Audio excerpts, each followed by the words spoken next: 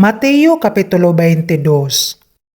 Og sa mitubag si Jesus, nagsulti pag-usab kanila sa sambingay nga nagaingon, ang gingharian sa langit sama sa usa ka hari nga nagakumbira sa kasal sa iyang anak, og gipaadto niya ang iyang mga ulipon aron panawgon nila ang mga dinapit sa kasal, og nagdumili sila sa pag-adto. Gipaadtuan na usab niya sa laing mga ulipon nga nagaingon, ania karon, naandam ko na ang pagkaon, ang akong mga nati, og mga hayop nga mga gipatambok, nangaihaw, og ang tanan na hikay na gayud.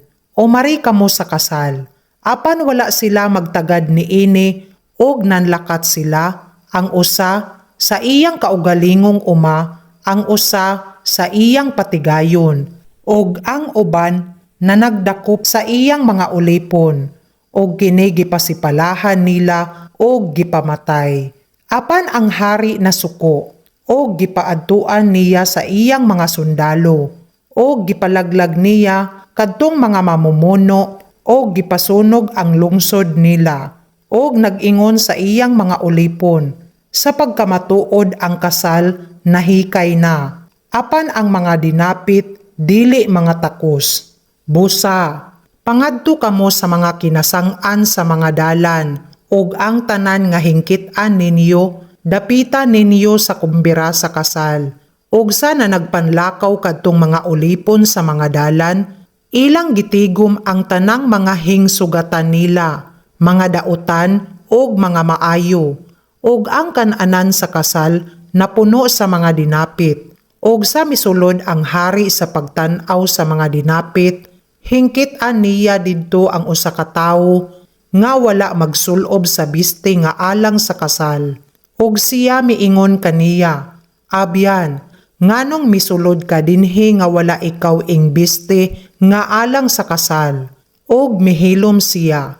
Unya ang hari nag-ingon sa mga sulugoon, gapusa ninyo siya sa mga tiil, og sa mga kamot, og isalibay ninyo siya sa kangitngitan sa gawas.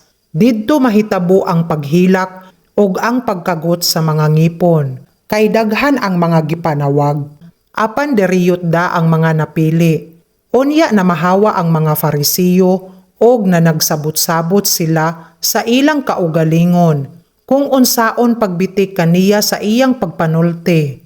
Tungod niini, ilang gipaadtuan siya sa ilang mga tinun-an kauban sa mga Herodianhon sa pag-ingon, magtutudlo, hingbaluan namo nga ikaw maminatud-on o nga ginatudlo mo sa matuod ang dalan sa Dios. Sa walay pagtagad kang bisan kinsa, kay wala mo pagatan-awa ang pamayhon sa mga tawo.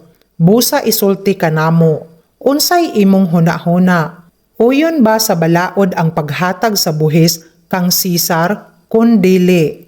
Apa na ila ni Jesus ang ilang pagkadautan, og nag-ingon, nganong ginatintal ako ninyo, mga salingkapaw, ipakita kanako ang salapi sa buhis, og ilang gidad-an siya sa usa ka denaryo. Unya siya nag-ingon kanila, kang kinsa kini nga dagway, og kining nahasulat. Sila nagaingon kaniya, kang Sisar.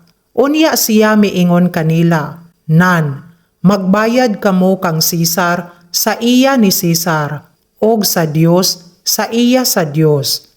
Og sa hingdunggan nila kini, nang hibulong sila, og ilang gibiyaan siya, og namahawa. Niadto gihapon nga adlawa, miduol kaniya ang mga Saduseyo, sila nga na nag-ingon nga walay pagkabanhaw, og na nagpangutana kaniya, nga na nag-ingon, magtutudlo. Si Moises nag-ingon, kung usa ka tawo mamatay nga walay mga anak, ang iyang igsuon makapakasal sa asawa niya, og magbangon sa kaliwat sa iyang igsuon. Nan, dinhi sa taliwala namo, may 7 ka managsuon nga lalaki, og ang nahauna, nakapangasawa, og namatay. Og kay wala siya'y liwat, gibilin ang iyang asawa sa iyang igsuon. Sa ingon usab nga pagkaagi, ang ikaduha ug ang ikatulo hangtod sa ikapito. Ug sa human kanilang tanan namatay usab ang babayi. Busa sa pagkabanhaw, kinsa sa pito ang makaasawa kaniya, kay ang tanan nangasawa kaniya. Apan sa mitubag si Hesus, nag-ingon kanila, nangasayop kamo, kay wala ninyo hibalue ang mga kasulatan, bisan ang gahom sa Dios. Kay sa pagkabanhaw, dili sila makapangasawa, bisan makapamana, kundili ingon sila sa mga manulunda sa langit. Apan, nahatungod sa pagkabanhaw sa mga minatay, wala ba ninyo hibasahi ang gisulti sa Dios kaninyo nga nagaingon, ako mao ang Dios ni Abraham, og ang Dios ni Isaac, og ang Dios ni Jacob. Ang Dios dili mao ang Dios sa mga minatay, kundili sa mga buhi.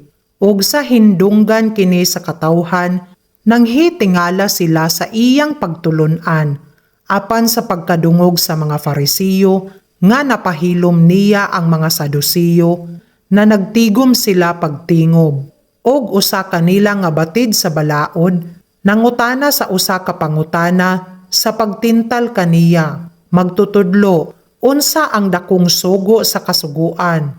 Si Hesus miingon kaniya, higugmaon mo ang Ginoo nga imong Dios sa bug-os mong kasing-kasing, og sa bug-os mong kalag, og sa bug-os mong huna-huna. Kini mao ang nahauna og dakong sugo. Og ang ikaduha, sama ni ini, higugmaon mo ang imong isig katawo, ingon sa imong kaugalingon. Dinhi niining duha ka sugo, nagagikan ang tanan nga kasuguan og ang mga manalagna. Og samtang na nagkatigom pa ang mga Farisiyo, gipangutana sila ni Hesus sa usa ka pangutana nga nagaingon, unsay huna-huna ninyo nahatungod kang Kristo? Kang kinsa siya nga anak? Sila nagaingon kaniya, anak ni David. Siya nagaingon kanila, nan. Ngano man si David sa pagsulti sa Espiritu, nagangalan kaniya nga Ginoo, nga nagaingon, ang Ginoo nag-ingon sa akong Ginoo, lumingkod ka sa akong tuo, hangtod nga ikabutang ko ang imong mga kaaway sa ilalom sa imong mga tiil. Kung si David nagangalan kaniya nga Ginoo, sa unsang pagkaagi nga maanak siya ni David, og walay bisan kinsa nga nakahimo sa pagtubag kaniya, og usa ka pulong, og walay bisan kinsa usab nga nangahas sukad ni adtong adlaw sa pagpangutana kaniya, og uban pang mga pangutana.